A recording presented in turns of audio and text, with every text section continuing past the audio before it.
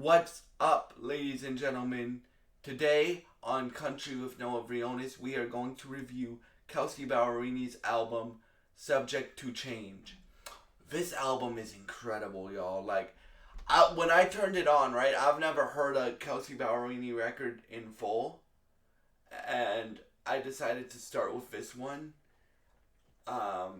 because it had a lot of songs I know on it, If You're Going Down, I'm Going Down Too, You're Drunk, Go Home, right?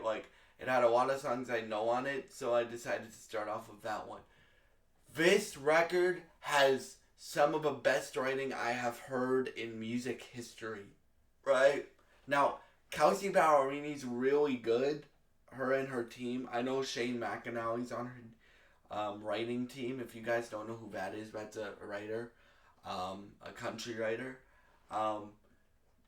But her and her team are really good at blending straight country elements with pop elements, really good at it.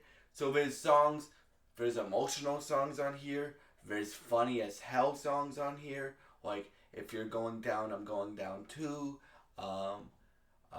Trying My Best is really funny, Can't Help Myself is really funny, but there's also really serious really good love songs on here, like Universe, and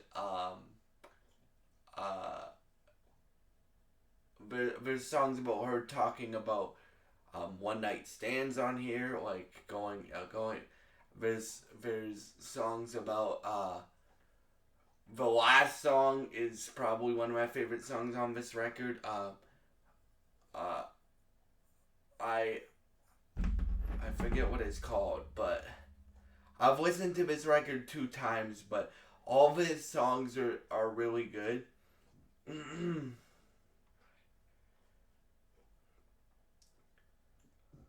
What I have is an acoustic song with just her singing. And y'all, this is some of the best writing that I have heard in my whole life when it comes to music. Her and Kelsea Ballerini and Shane McAnally and whoever else they have on their writing team is so phenomenal at blending great vocals from Kelsea with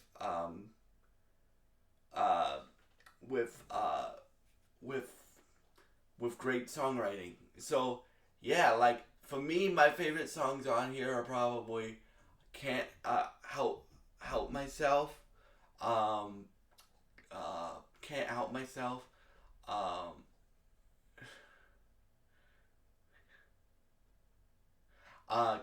Can't Help Myself,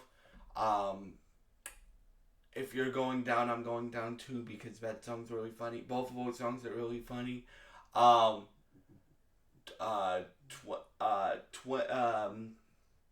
Trying My Best, because that song's really funny. If You're Drunk, Go Home with Kelly Clarkson and Carly Pearce. And I like every song on here, so it's very hard for me to choose my favorites. I was listening to it a third time, and then I'm like, I know what my thoughts on this album are gonna be. I love this record, and now it's making Patterns, her new record that comes out in 2 weeks, one of my most anticipated records of the year. And I will be reviewing Roll Up the Welcome Mat for Good tomorrow on this channel as well. Right, you guys are gonna get a lot of Kelsea Ballerini because of how good of a songwriter she is, and how good her team of songwriters are, and herself as a songwriter is. And the cool thing about Kelsea Ballerini is each album, because I've gone back and listened to some of her older stuff when she was 16, right? For those that don't know, she started when she was 16. She's the youngest member of the Grand Ole Opry, and yeah. So for me, I think she's still the youngest member of the Opry. For me, songwriting and vocals are the most important things, and the production doesn't get stale. It doesn't get boring. With each song, she switches it she switches it up with um she switches it up with different production, but you still have the core tenets of country music: good songs, good vocals, and telling stories. Because every song on here has a story to it.